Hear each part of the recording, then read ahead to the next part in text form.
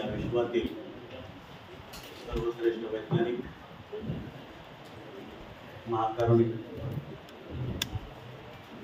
तथागत सिद्धार्थ गौतम बुद्ध, देवानां प्रिय प्रियदर्शी राजा सम्राट अशोक, महान बुद्ध तत्वज्ञ संत कबीर, क्रांतिवादी ज्योतिबा फुले, सावित्रीबाई फुले, छत्रपती शिवराय, छत्रपती संभाजीराजे, सुभेदार रामजी आंबेडकर, माऊली भीमाई, भारतीय संविधानाचे शिल्पकार विश्वरत्न डॉक्टर बाबासाहेब आंबेडकर, माऊली रमाई आणि या मातीच्या सम्यक उद्धारासाठी ज्या ज्या महापुरुषांनी आपल्या जीवाचं समर्पण केलं त्या सर्व महापुरुषांना सर्वप्रथम मी त्रिवार वंदन करतो. डॉक्टर बाबासाहेब आंबेडकरांनी स्थापन केलेल्या मातृसंस्था, समता सैनिक दल, भारतीय बौद्ध महासभा, भारतीय रिपब्लिकन पक्ष या सर्व मातृसंस्थांच्या साठी ज्या ज्या आपल्या पूर्वजांनी आपल्या आयुष्याचं रान करून त्याला समर्पण दिलं त्या सर्व आपल्या पूर्वजांना मी त्रिवार वंदन करतो. आज 19 वर्षापूर्वी, खरं म्हणजे यवतमाळहून येताना डोक्यात हाच विचार होता की 98 वर्षापूर्वी महाडकडे दर्या खोऱ्यातली माणसं कशी पायी चालत गेली असतील, कशी उपाशी तापाशी गेली असतील, कुणाच्या पायात चपला नसतील, मालवामध्ये बांधलेली शिदोरी शिडी काटकी असेल, हे असा सगळा विचार त्या प्रवासामध्ये होत होता.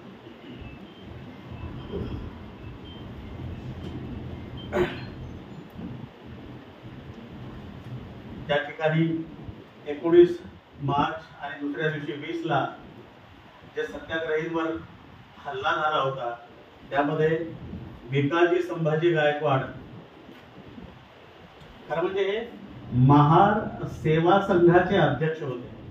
अध्यक्ष महोदय, दादा, नाव आहे महार सेवा संघ.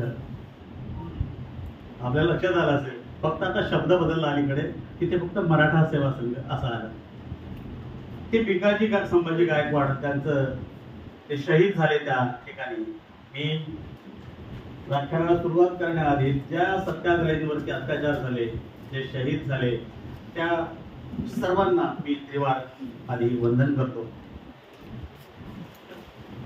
खरं म्हणजे महाराष्ट्रामध्ये doctor Babasaheb Ambedkar national association of engineers, आपण शॉर्ट फॉर्म मध्ये जेव्हा बाणाई म्हणतो त्यावेळेला मला आई या शब्दाचा भास होतो.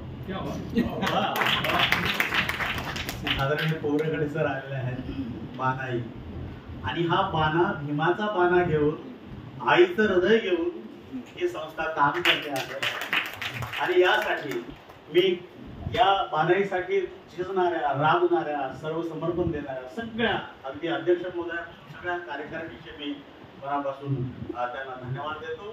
त्यांचं खूप खूप त्यांचं कौतुक करणे एवढं वयाला मोठं नाही, परंतु त्यांचं मनापासून त्यांना धन्यवाद देतो. या ठिकाणी खरं म्हणजे महाराष्ट्रातलं एक मोठं नाव की ज्या नावाचा आदर्श आम्ही डोळ्यापुढे ठेवून आम्ही कुठे काही आलं का पेपरमध्ये, कुठे काही पुस्तक आलं का, कुठे काही झालंय का, व्याख्यान आलंय का, अशी ज्यांची बातम्या आम्ही वाचत मोठे झालो, असे आज मला त्यांच्या बाजूला बसता आलं. आदरणीय उत्तम कांबळे सर, खरं म्हणजे त्यांचं ऐकायचं आहे मला देखील, आणि ते आजच्या सामाजिक राजकीय वर्तमानामध्ये महाडची क्रांती आणि भविष्यकालीन वेध या अंगाने ते बोलणार आहे. आदरणीय जयंत कुमार इंगळे सर यांनी हे निमंत्रण दिलं आणि एक संधी मला उपलब्ध झाली. कारण म्हणजे बाणाईच्या प्लॅटफॉर्मवरती मी तिसऱ्यांदाच होत्या, 4-5 वेळेस बहुतेक मी आलो आहे आणि मला खूप आनंद होतो. या ठिकाणी मला महाडचा मुक्तीसंग्राम आणि सामाजिक समतेचे आरंभ पर्व या विषयावरती आपल्याशी संवाद साधायचा आहे. म्हणजे पृथ्वीवर 3 भाग पाणी आणि एकच भाग जमीन आहे. आणि या भारत देशामध्ये पिण्याच्या पाण्यासाठी सत्याग्रह करावा लागला. आज त्या घटनेला 98 वर्ष पूर्ण होत आहेत. म्हणजे तळ्याचं पाणी घेतलं म्हणून दुसऱ्या दिवशी हल्ला झाला सत्याग्रहींवरती. आज त्या महाड चौदार तळ्याचं पाणी या डायस वरती बिस्लरी मध्ये आमच्यासाठी उपलब्ध आहे. हा जो बदल आहे हे महाडचं पाणी आहे. हे काय आपल्या बिस्लरीचं थोडी आहे. महाडचं पाणी बाबासाहेबांनी आपल्यासाठी ठेवलंय. याचा घोट घ्या, तेव्हा महाडच्या तळ्याची आठवण ठेवाल आणि ती आठवण ठेवावी. आणि येत्या 27ला आम्ही महाडला कसं सामोरं जाणार आहोत याची पूर्वतयारी ही बानाई ही आई करते आहे. आणि हा एक महत्वाचा मुद्दा माझ्यासाठी आहे. आणि मी क्रोनॉलॉजिकली आज ठरवलंय की आपल्याला आपण एवढंच म्हणतो. खरं म्हणजे अध्यक्ष महोदयांनी जी प्रास्ताविकामध्ये जी भूमिका मांडली त्यामध्ये अनेक मुद्दे आलेले आहेत. परंतु महाडच्या मुक्ती संग्रामामध्ये जे काही बारीक सारीक लहान तपशील आहेत,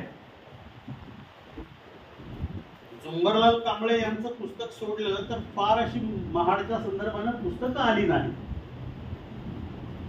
फ्रान्सची राज्यक्रांती जगभर शिकवली गेली. फ्रान्सच्या राज्यक्रांतीशी महाडच्या क्रांतीची तुलना करणारे बाबासाहेब महाडची क्रांती आमच्या शाळा विद्यापीठ महाविद्यालय ह्या अभ्यासक्रमाचा विषय होऊ शकला नाही. तो इथून पुढे झाला पाहिजे. त्याही अंगाने काम झालं पाहिजे. आणि एक आनंदाची गोष्ट अशी की मध्यंतरी एक न्यायमूर्ती आहेत डॉक्टर यशवंत सावरे साहेब, त्यांच्या ग्रंथाच्या 2 आवृत्त्या निघाल्या आहेत. महाडचा सगळा जो ऐतिहासिक डॉक्युमेंट आहे, मग कोर्ट केसेस असतील, त्याच्या हिअरिंग असतील, साक्षीदार असतील, सगळं एक मोठा 2000 पानांचा 2000 रुपये किमतीचा आणि 450-500 पानाचा मोठ्या साईज मधला तो ग्रंथ उपलब्ध झालेला आहे. आणि तो मला वाटतं की आतापर्यंतच्या कालखंडामधला सगळ्यात महत्वाचा आणि मोलाचा डॉक्युमेंट आहे की ज्या डॉक्युमेंटच्या माध्यमातून आपण महाडचा खरा इतिहास बरोबर आपण बोलतो की हे असं झालंय, तसं झालंय, या दिवशी हे झालं, पण ऍक्च्युअली बाबासाहेब आंबेडकरांना आणि त्या सगळ्या कार्यकर्त्यांना किती परिश्रम घ्यावे लागले असतील त्याचा एक क्रोनॉलॉजिकली थोडासा धावता आढावा मी घेत जाणार आहे.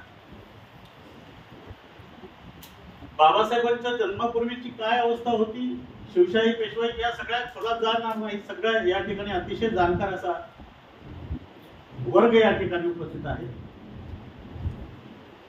बडोद्याचा प्रसंग खरं म्हणजे महाडचा मुक्ती संग्राम आणि सामाजिक समतेचं हे आरंभ पर्व 1927ला सुरू होतं.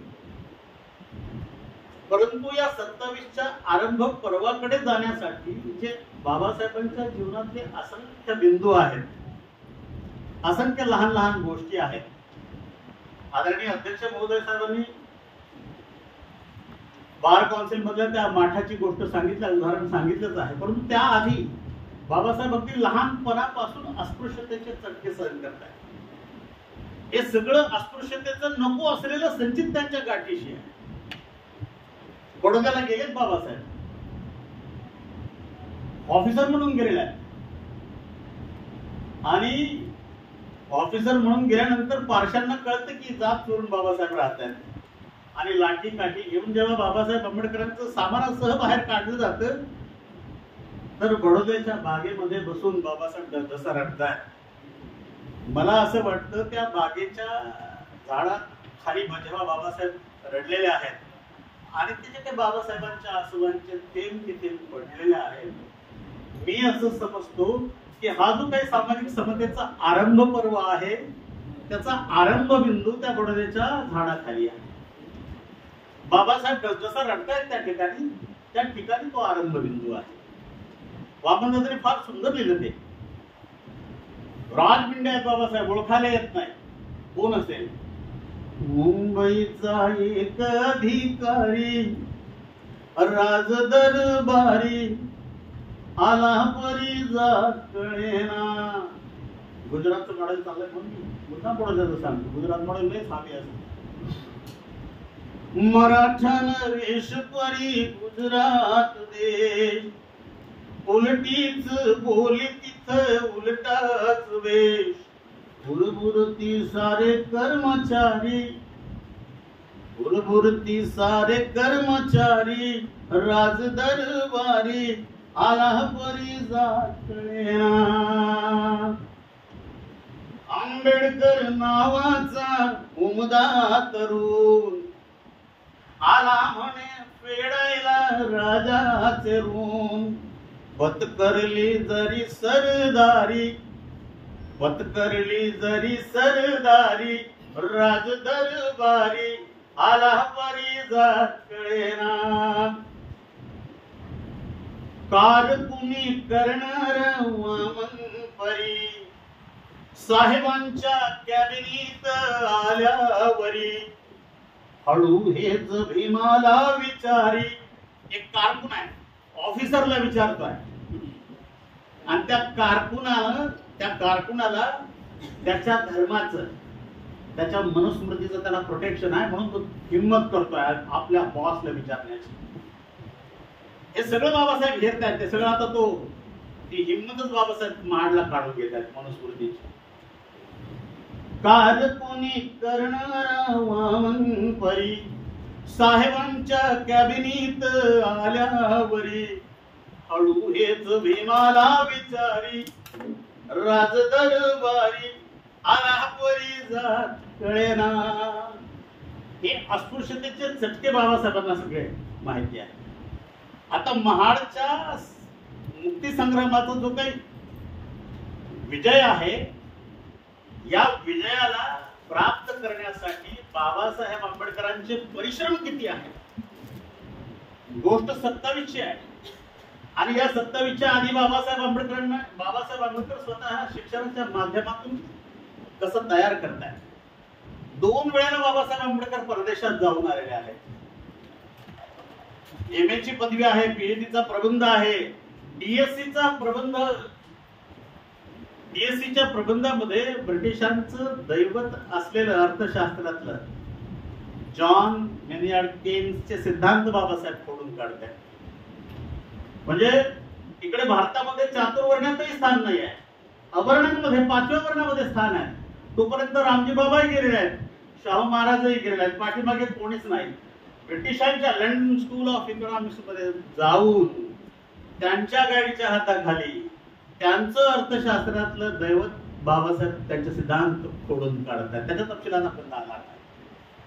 हे सामर्थ्य 25-26 वर्ष आहे.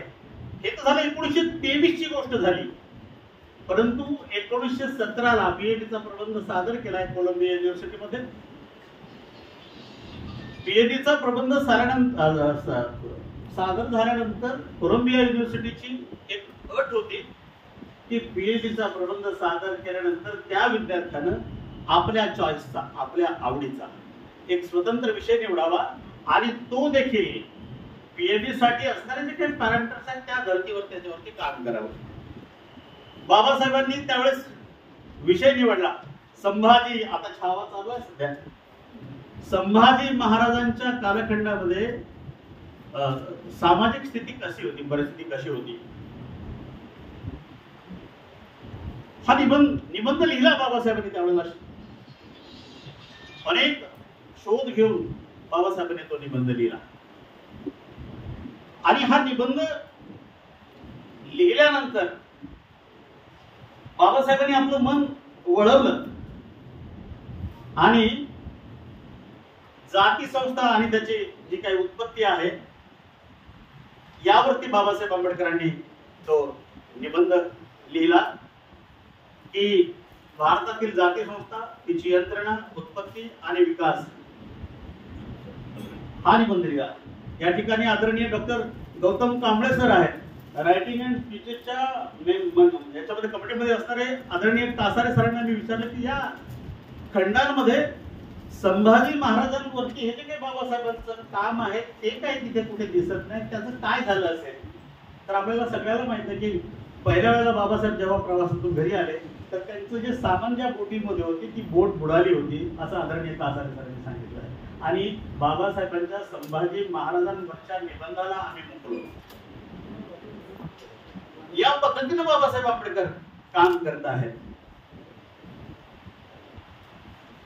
1917ला प्रबंध सादर झाल्यानंतर तो जाती संस्थेचा निबंध वाचल्यानंतर त्याच वेळेला पहिल्या महायुद्धावरचं बर्ट्रँड रसेलचं पुस्तक आलं, principles of social reconstruction, war book, 1916ला आलं. आणि बाबासाहेब आंबेडकरांनी विद्यार्थी तसेच 1917ला बर्ट्रँड रसेलच्या पुस्तकावरती समीक्षा लिहिली. रायटिंग अँड स्पीचेसच्या पहिल्या खंडामध्ये ती आलेली आहे. आता ही समीक्षा लिहिताना बाबासाहेबांचं वय 25 वर्षांचं आहे आणि रसेलचं वय 45 वर्षांचं आहे.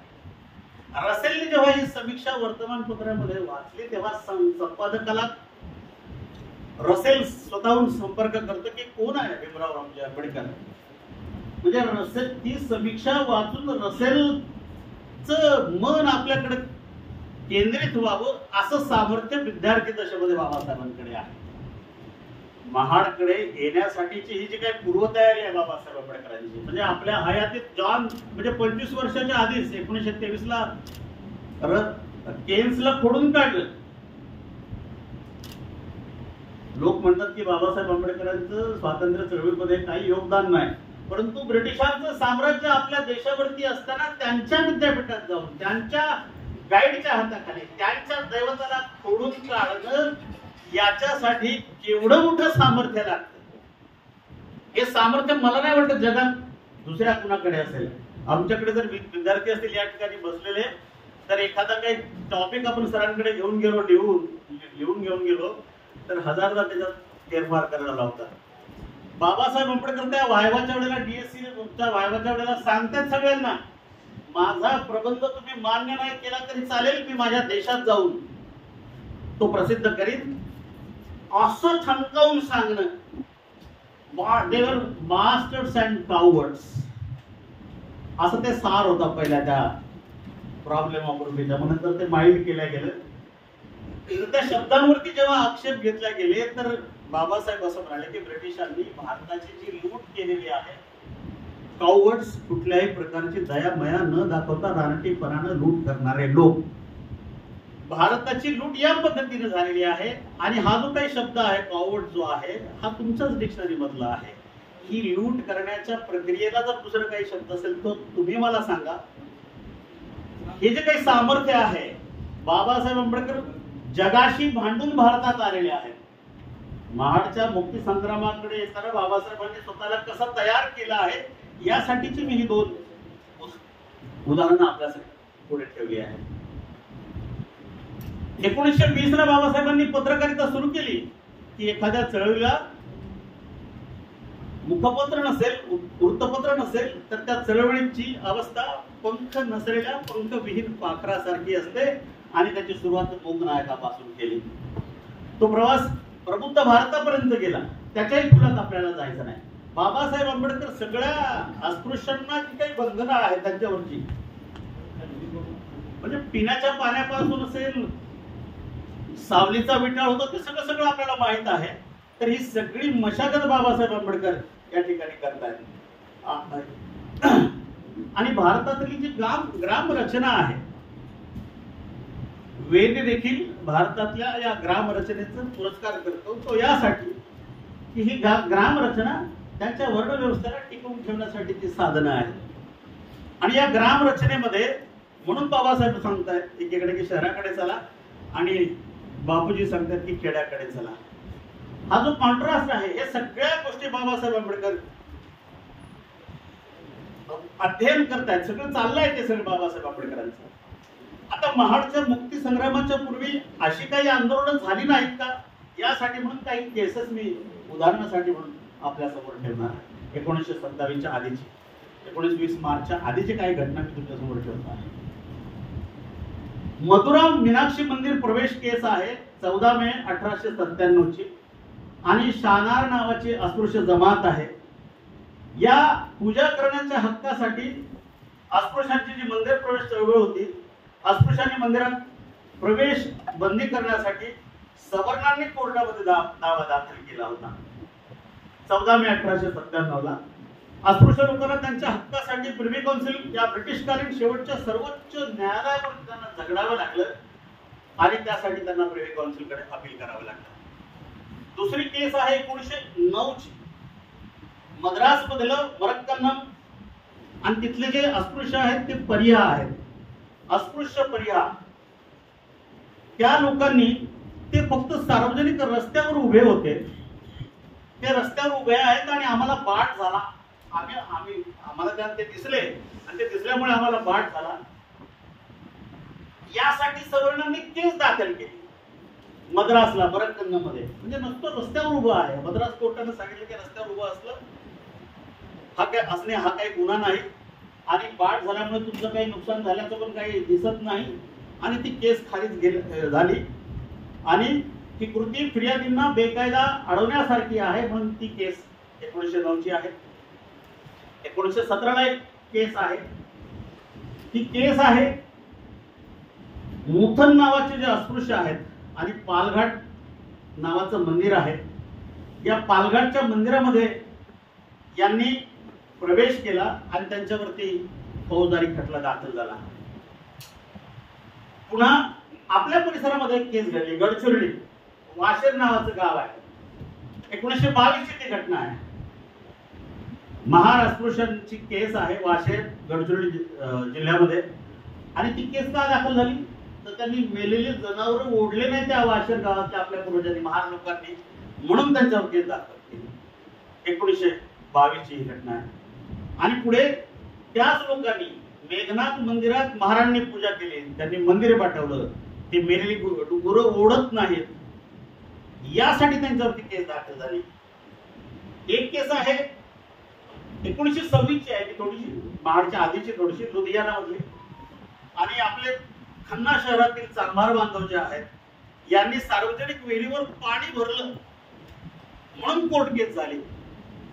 या अशा कितीतरी कोर्ट केसेस आपल्याला या ठिकाणी वाचता येतील. परंतु माझ्या पुढे हा प्रश्न राहतो की जर ब्रिटिशकालीन न्यायालय त्या ठिकाणी नसती तर ह्याच्या काही उदाहरणासाठी मी 4-5 केसेस टाकल्या. खरंच आपल्या बाजूने निकाल आला असता का? खरंच आपल्या बाजूने निकाल आला असता का? आता तर लोक आस्था डोळ्यासमोर ठेवून अयोध्येचे निकाल देत आहेत. म्हणजे खरं म्हणजे चूडच लागायचा विषय आहे. तिकडे तिकडे चूड लागेल असा विषय आहे. म्हणजे एका अर्थानं ब्रिटिशांना धन्यवादच दिले पाहिजेत की त्या कालखंडामध्ये किमान ते बाजू ऐकून घेऊन त्यांच्या मानवी अधिकारासाठी ते जागरूक तरी होते. आणि या कालखंडामध्ये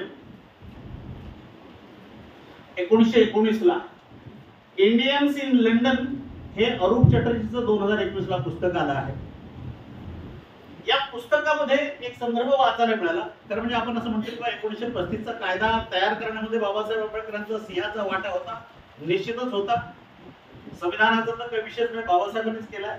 परंतु 1919 ला 1919 मी वाचतो तो छोटासा विषय आहे.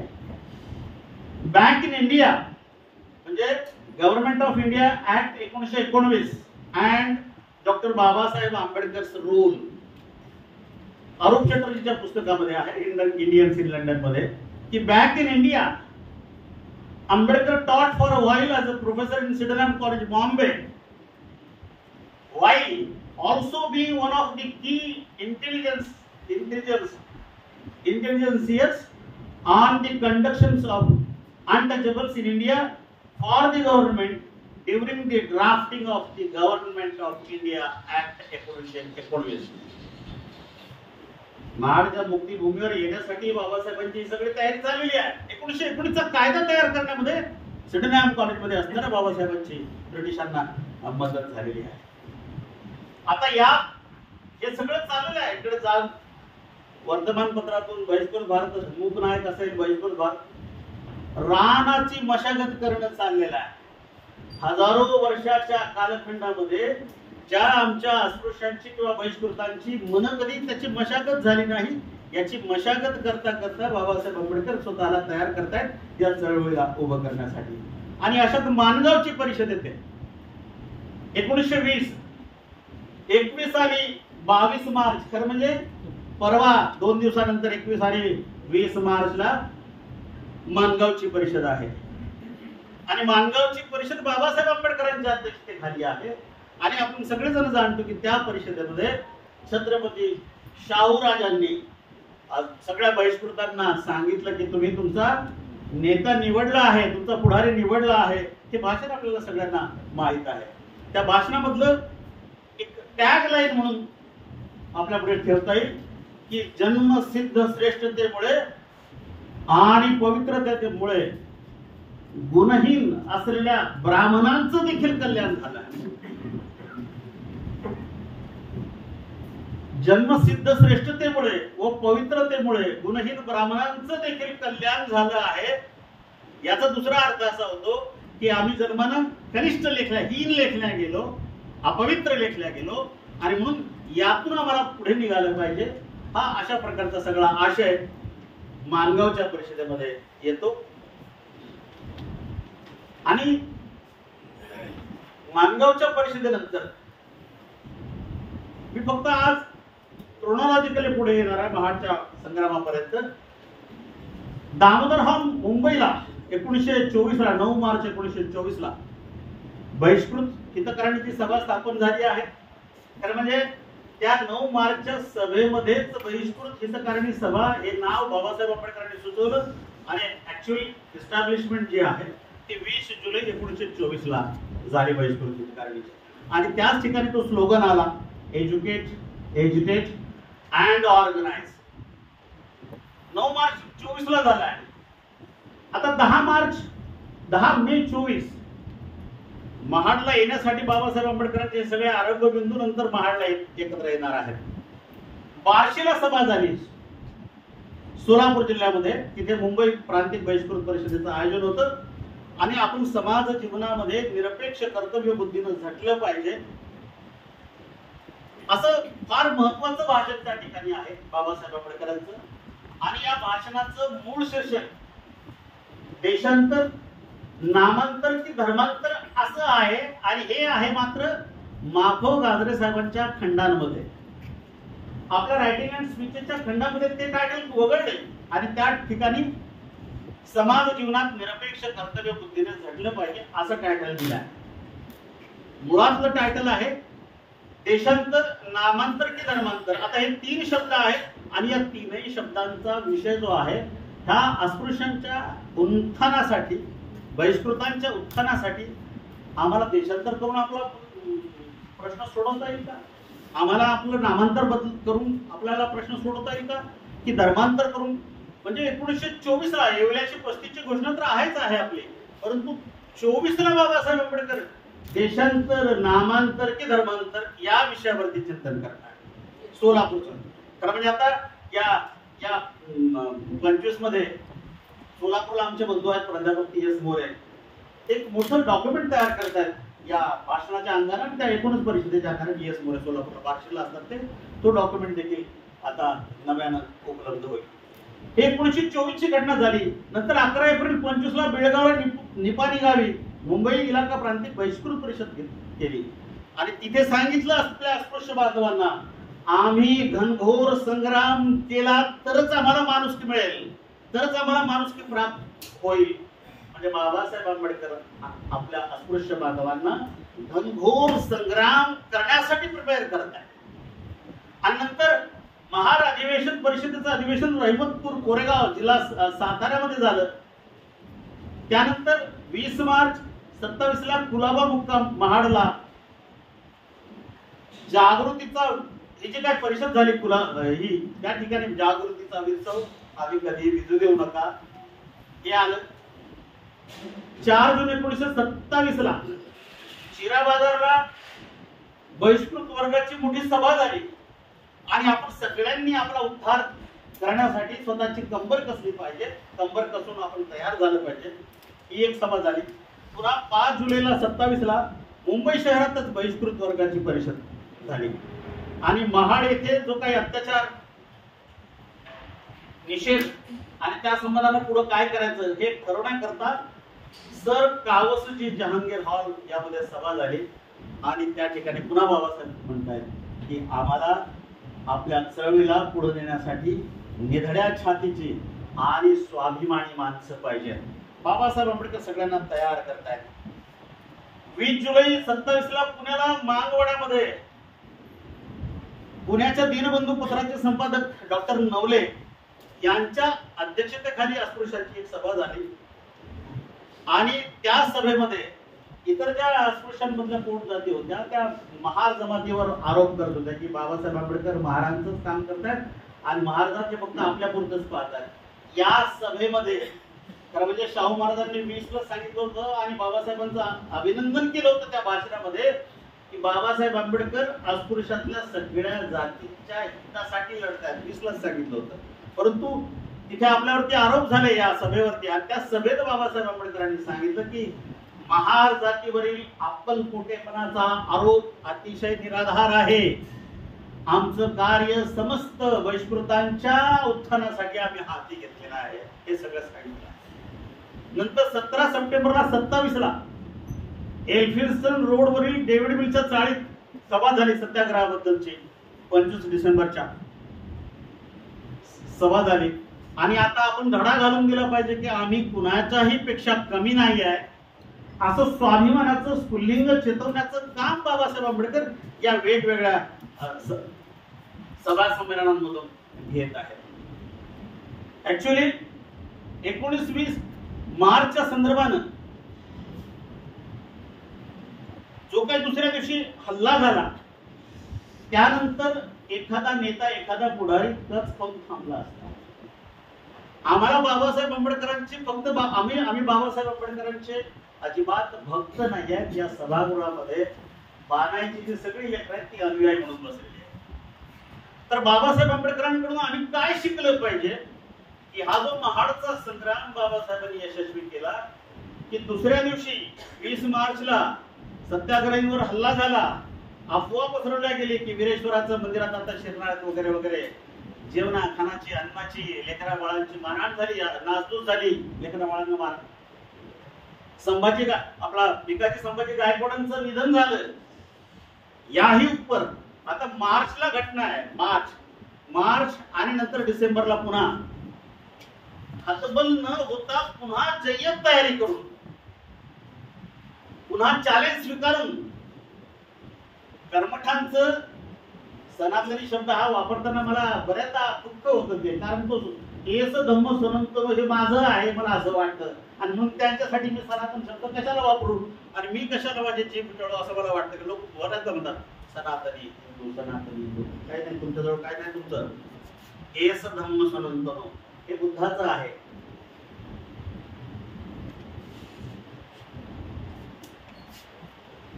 पूर्ण सामर्थ्यानिशी एखाद्या संग्रामाचे रक्तविहीन क्रांतीच्या संग्रामाचे हे पण लक्षात ठेवलं पाहिजे आपण. रक्तविहीन क्रांतीच्या संग्रामाची जय्यत तयारी बाबासाहेब आंबेडकर कशी करतायत 25 आणि 27 डिसेंबरच्या या अंगानं.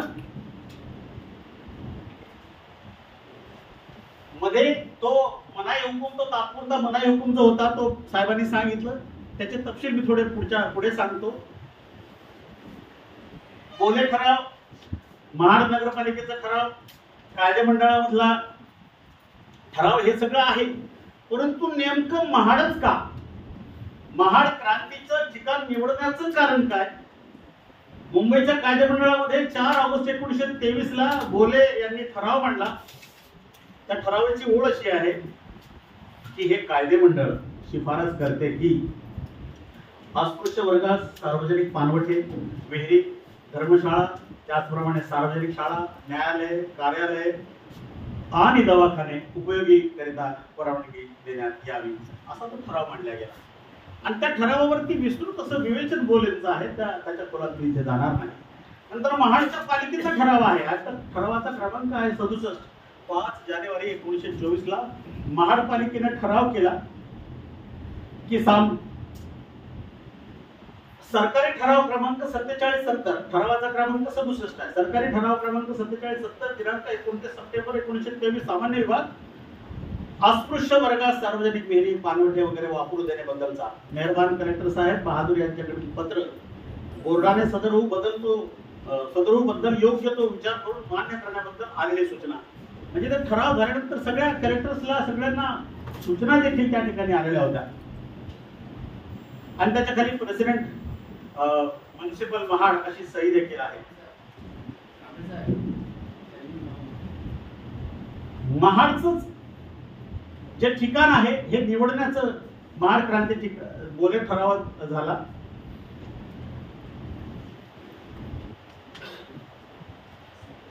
आणि महाड आणि हा जो परिसर आहे हा पूर्वी बाबासाहेब आंबेडकरांना त्याचा इतिहास आठवला की अति प्राचीन काळी महाडची नोंद इसवी सन पूर्व 225 ला सापडते. महाडची नोंद इसवी सन पूर्व 225 ला या वर्षातली आहे. इसवी सनाच्या पहिल्या शतकामध्ये महाडच्या परिसरामध्ये बुद्ध धर्मीय राजांचं लोकांचं राज्य होतं. आणि त्यापैकी कंबोज वंशीय राजा विष्णू पुलिक यांचं प्राधान्याने तिथे राज्य होतं. आणि त्या काळामध्ये इसवी सन 130 मध्ये विष्णू पुलिकचं राज्य जे आहे आणि त्या काळात त्यांनी गांधार पाल्याच्या ज्या लेण्या आहेत, महाड व कोल आणि इतर पाले नावाचं जे गाव आहे या परिसरांमध्ये बौद्ध लेण्या त्या ठिकाणी बांधलेल्या आहेत. हा सगळा परिसर बुद्ध लेण्यांचा आहे. महाडला लागून असलेल्या लेणीमध्ये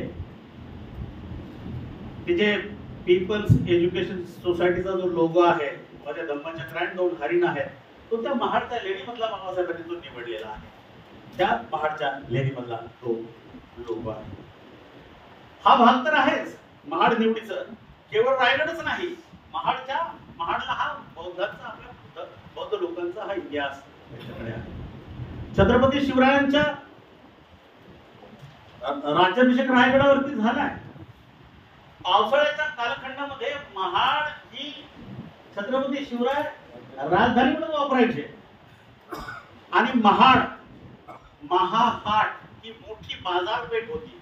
महाहाट, मग महाहाटचं अपभ्रंश होऊन पुढे महाड झालं असावं असं डॉक्टर यशवंत चावरे साहेबांनी आता न्यायाधीशांनी त्या मोठ्या व्हॉल्यूम मध्ये टाकलेलं आहे. ही मोठी बाजारपेठ होती. आणि या ठिकाणी पावसाळ्यामध्ये निवासासाठी म्हणून छत्रपती शिवरायांनी पूर्वीचा महाडला असलेला आदिलशाहीचा जो वाडा होता त्याला दुरुस्त करून आपल्या निवासासाठी तिथे स्थान देखील निर्माण केल्याचं हे सगळे तपशील बाबासाहेब आंबेडकरांना माहित होतं. आणि त्यातल्या त्यात भरीसभर म्हणून महाड नगरपालिकेचा जो ठराव होता, अनंतचंद्र असतील, शोभनाना किट्टे असतील, या सगळ्या मंडळींनी ही गोष्ट सांगितली. आणि अशा प्रकारे महाड या स्थळाची निश्चिती झाली की या ठिकाणी आपण सत्याग्रह केला पाहिजे. आता महाडला जाण्यापूर्वी 1 जानेवारी 27 ला बाबासाहेब आंबेडकर भीमा कोरेगावला गेले आहेत. आदरणीय सर, भीमा कोरेगावच्या संदर्भामध्ये अलीकडे एक वाचण्यात आलं की भीमा कोरेगावच्या लढाईमध्ये बाबासाहेबांचे आजोबा मालोजी सकपाळ देखील त्या युद्धामध्ये होते असं अलीकडे एक माझ्या वाचण्यात आलं आहे. बाबासाहेब आंबेडकर भीमा कोरेगावला गेले आहेत. आपल्या सहकाऱ्यांच्या सोबत गेलेले आहेत. महाडाला जायचं आहे. आपल्या पूर्वजांच्या शौर्याला वंदन करून ते निघत आहेत. वामनदादांनी याचं फार सुंदर वर्णन केलं आहे. आपल्या पूर्वजांची अस्पृश्यांची स्थिती कशी होती. इकडे पहाट वारा येऊ दिलाच नाही, घरट्यात गारवा नेऊ दिलाच नाही, हिरवा चुटूक चारा सारेच खात होते, सारेच खात होते, सारेच खात होते, सारा असा आम्हाला सेवू दिलाच नाही. आली ढुंगा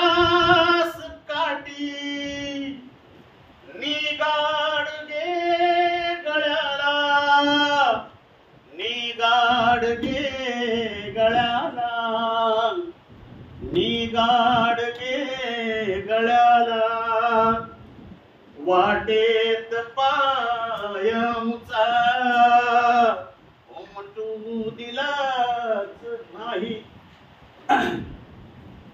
बंदूक लाभली अन चिडली महार सेना चिडली महार सेना चिडली महार सेना आराम पेशव्याला घेऊ दिलाच नाही.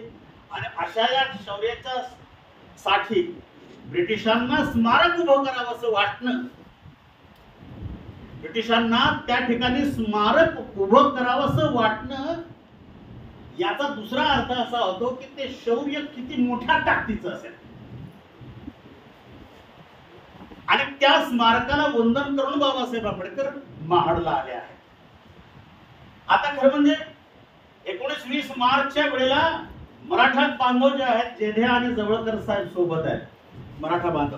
खरं म्हणजे देशाचे दुश्मन म्हणून त्यांनी जे पुस्तक लिहिलं होतं, म्हणजे टायटल देखील मराठा बांधवांच्या ह्याच्या जेधे जवळकरांचे जे वारस आहेत पुढच्या पिढ्यांनी, जेधे जवळकरांचं त्या पुस्तकाचं शीर्षक गांभीर्यानं घेतलं नाही. त्यांना तेव्हा कळलं की देशाचं खरं दुश्मन कोण आहे, खरे देशद्रोही कोण आहे. आणि म्हणून त्यांच्यावरती केस दाखल झाली आणि त्या केस मधून सोडवण्याचं काम बाबासाहेब आंबेडकरांनी केलं.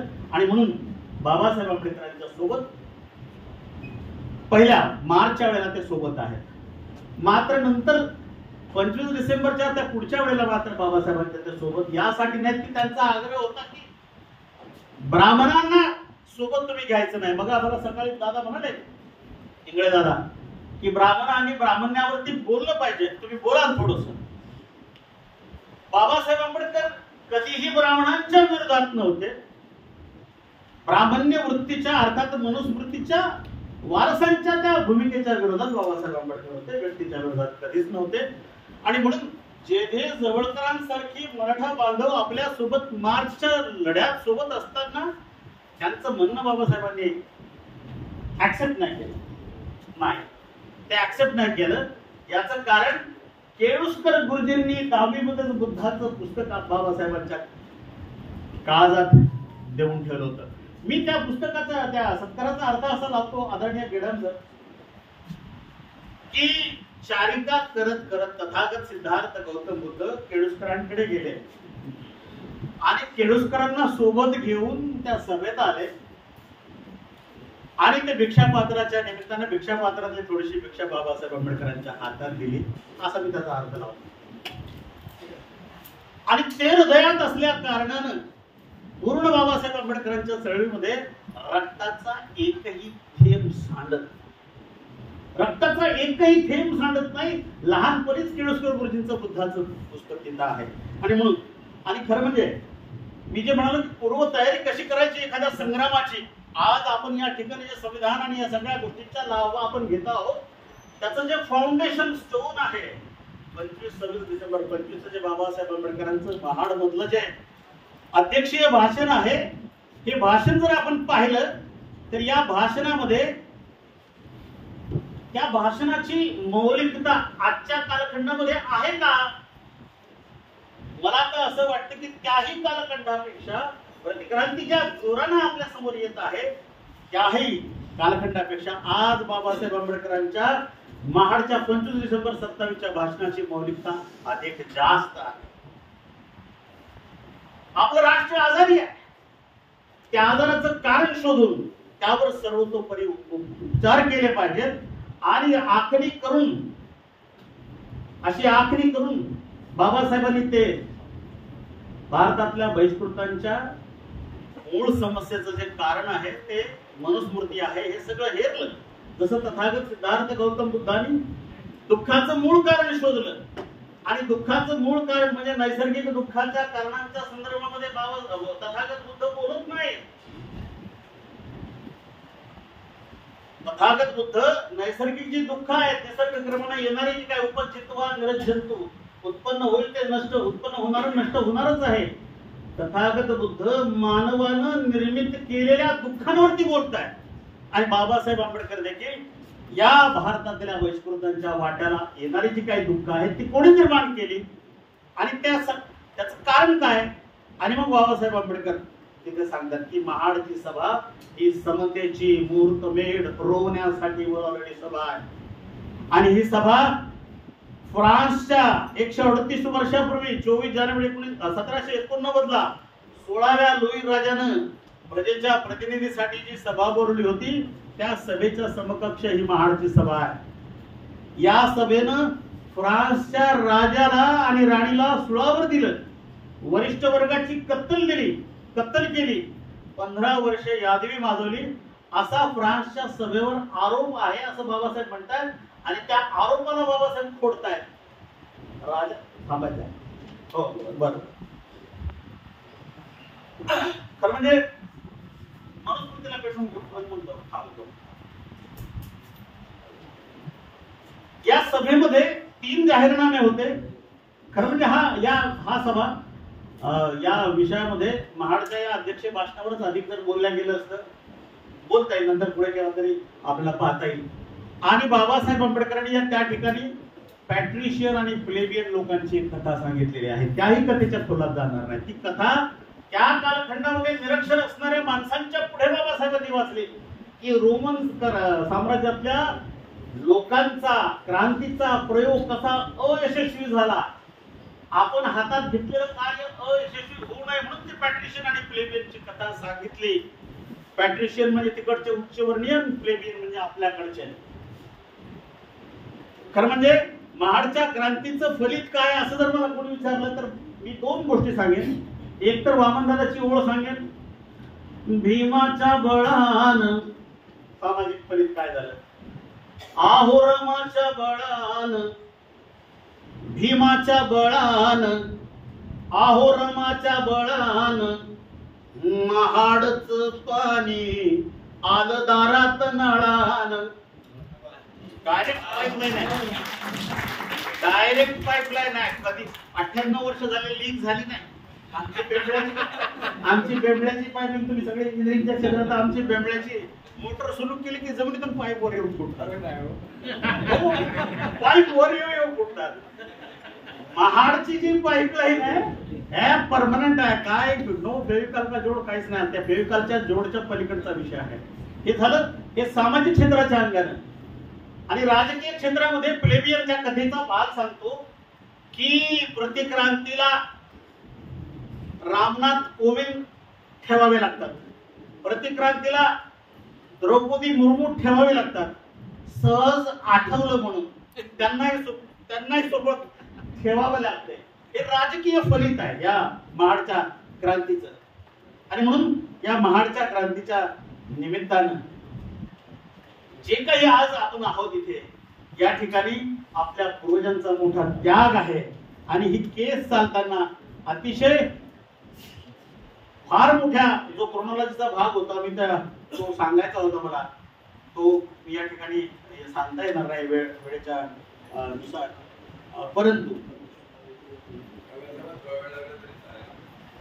नाही सरांचा आदेश आहे ते पुन्हा, कारण सरांना पुढचे सत्र आहे.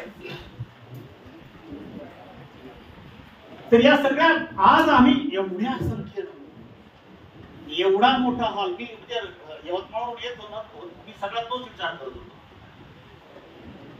एसी आहे, सगळं आहे. तुझीच कमाई आहे ग विमाई, कुणाचीच काही इथे कट नाही. हे सगळं बाबासाहेब आंबेडकरांचं आहे. आणि म्हणून पुढच्या 100व्या वर्षी महाडला जाताना आम्ही काय केलं पाहिजे किंवा काय करायला नको याच्या संदर्भातली दादा 1-2 मिनिटांमध्ये एक कविता म्हणतो आणि मग मी थांबतो. भीम चळवळीला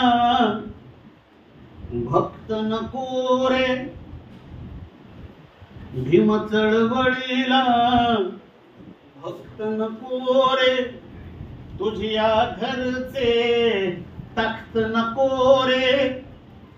भीम चळवळीला भक्त नको रे, तुझ्या घरचे तख्त नको रे. जळू लागले सारे वन भीमाचा खरा खुरानो याई वन जळू लागले सारे वन भीमाचा खरा खुरानो याई वन समता दलाची उतरून वरली 19-20 मार्चला जाण्याच्या आधी 13 मार्चला समता दलाची स्थापना झाली. समता समाज संघ हे देखील स्थापन केलं आणि त्या समता समाज संघाचे कट्टर कार्यकर्ते टिळकांचे चिरंजीव की ज्यांना त्यांच्या समाजातल्या लोकांनी छळल्यामुळे ट्रेनच्या समोर आत्महत्या करावी लागली.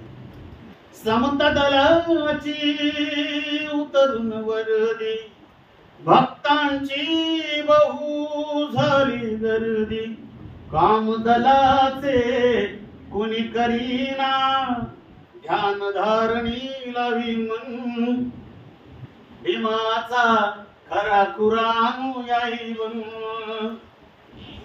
शिपाई नाही रिपाई नाही उपासका तू बौद्धही नाही कार्य खरे ते सोडून दिधले साजरेच करतो सण भीमाचा खरा खुरानो याई वन भीमबाबाने मार्ग दिला रे तुझ्यासाठी प्राण दिला रे नासुकल्या त्या लाभा पायी हरविले खरे खुरे धन भीमाचा खरा खुरानो याई वन शत्रू टपुले नेम धरूनी काउंटर रिव्होल्यूशन 2014 पासून रेशीमबाग जवळच आहे.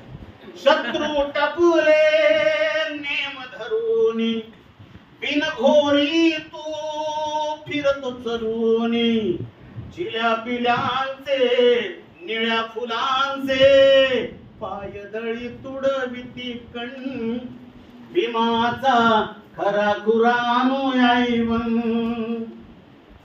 चिंध्या केल्या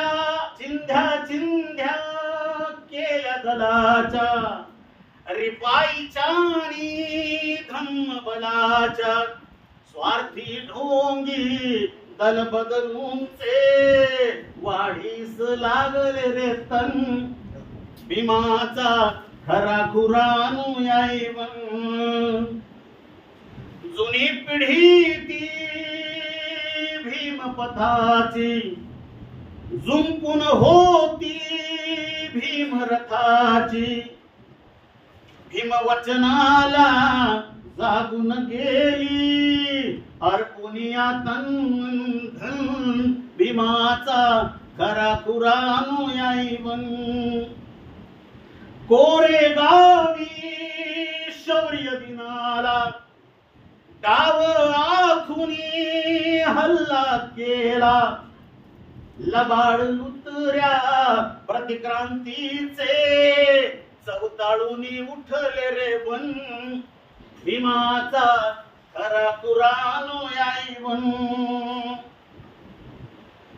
भक्तीचे ते गंडे दोरे फेकून दे सारे सारे भक्तीचे ते गंडे दोरे फेकून दे रे सारे सारे भीमभूमीच्या धुळीस माखून गाजवूया अवघे रण भीमाचा खरा खुरानो याई वन